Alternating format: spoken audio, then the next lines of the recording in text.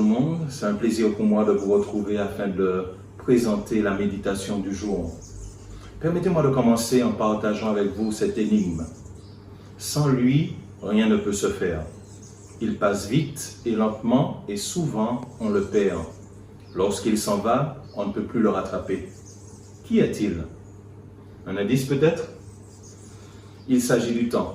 Alors par définition, le temps, c'est le moment, l'époque occupant une place déterminée dans la suite des événements ou caractérisée par quelque chose.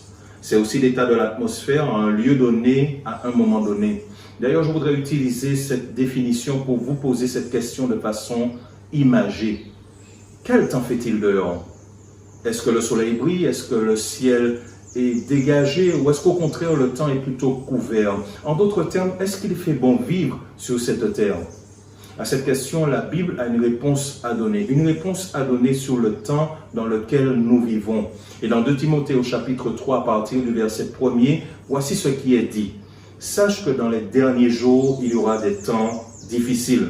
Pourquoi? Parce que les hommes seront égoïstes, amis de l'argent, fanfarons, hautains, blasphémateurs, rebelles à leurs parents, ingrats, irréligieux, insensibles, déloyaux, calomniateurs, intempérants, cruels, ennemis des gens de bien, traîtres, emportés, enflés d'orgueil, aimant le plaisir plus que Dieu, ayant l'apparence de la piété, mais reniant ce qui en fait la force.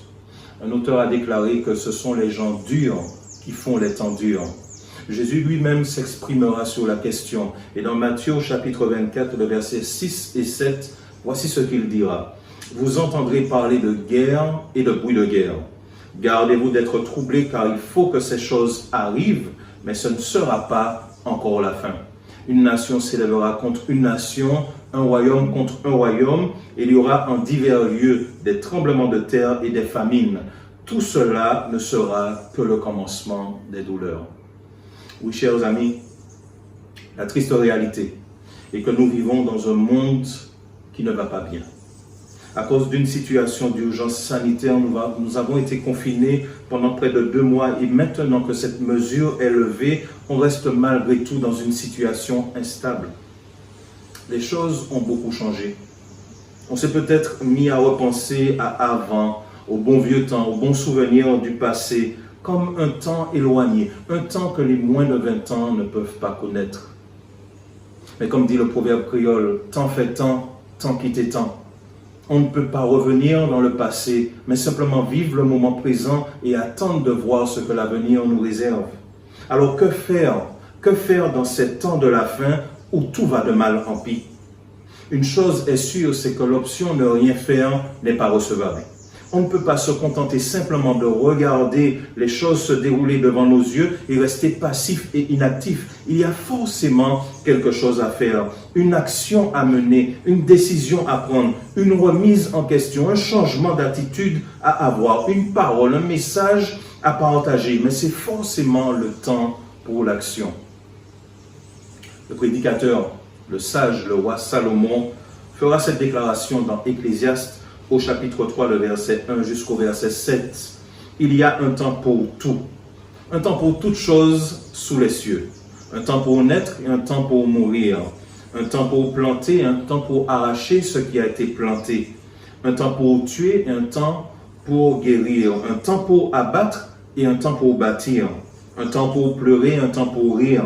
Un temps pour ramasser des pierres et un temps pour jeter des pierres, un temps pour embrasser et un temps pour s'éloigner des embrassements, un temps pour chercher et un temps pour perdre, un temps pour garder, un temps pour jeter, un temps pour déchirer et un temps pour coudre, un temps pour se taire et un temps pour parler. Une chose est sûre, c'est que le temps est précieux et il nous faut l'utiliser avec beaucoup de soin. Moïse dira dans le psaume 90, le verset 12, « Ô Seigneur, enseigne-nous à bien compter nos jours afin que nous appliquions notre cœur à la sagesse. » Ce temps de confinement, bien qu'il ait été pénible et sûrement difficile à supporter, a eu au moins le mérite de nous accorder un peu plus de temps. Pourquoi? Parce que la vie était au ralenti. Alors la question se pose, qu'avons-nous fait de ce temps? Et d'ailleurs, que faisons-nous encore du temps que Dieu nous accorde? C'est peut-être le temps pour dire je t'aime. Tu n'es pas habitué, mais c'est le moment justement d'apprendre. C'est aussi peut-être le temps pour régler cette situation conflictuelle qui dure depuis trop longtemps. Le temps pour faire la paix, le temps de se réconcilier, le temps de se demander pardon. Peut-être que cette expérience nous a aussi permis de comprendre qu'il est important de passer des moments de qualité en famille, avec son époux, avec sa femme, avec ses enfants, avec ses parents. C'est peut-être le temps, l'opportunité pour nous de prendre son téléphone et d'appeler cet ami, ce cousin, cette tati que nous nous étions promis de contacter, mais le temps a passé et finalement on ne l'a pas fait. Et puis c'est assurément l'heure et le moment plus que jamais de passer du temps de qualité et encore plus avec Jésus. Du temps dans la parole de Dieu, du temps dans la prière. Veillez donc et priez en tout temps, nous dit la Bible, afin que vous ayez la force d'échapper à toutes ces choses qui arriveront et de paraître debout devant le Fils de l'homme. Luc chapitre 21, le verset 36. Dans un moment de trouble comme celui-ci, un moment que nous vivons aujourd'hui, nous ne pouvons pas nous permettre le luxe de rater une occasion de passer du temps en compagnie de Jésus. Si nous voulons tenir bon, c'est dans la parole de Dieu qu'il faudra puiser des forces pour rester ferme pour les événements à venir. C'est dans la prière qu'il faudra chercher la présence de Dieu. Vous savez, les expériences de la vie ne nous laissent pas sans trace. Une épreuve comme celle que nous traversons apportera forcément des changements. Et il y aura forcément que deux options. Soit nous serons affaiblis, soit nous serons fortifiés. Soit nous serons pires qu'avant, soit nous serons meilleurs qu'avant. Mais une chose est sûre, c'est que nous ne serons plus les mêmes. La vie ne sera plus pareille. Ayant conscience de devoir faire certaines choses importantes, il nous est sûrement arrivé de repousser l'échéance. Et on s'est dit, manquez ni t'en fait ci, manquez ni t'en fait ça. Mais les a passé et nous pas fait rien. On ne peut pas rattraper le temps perdu. Mais une chose est sûre, c'est qu'on peut arrêter dès aujourd'hui de perdre son temps.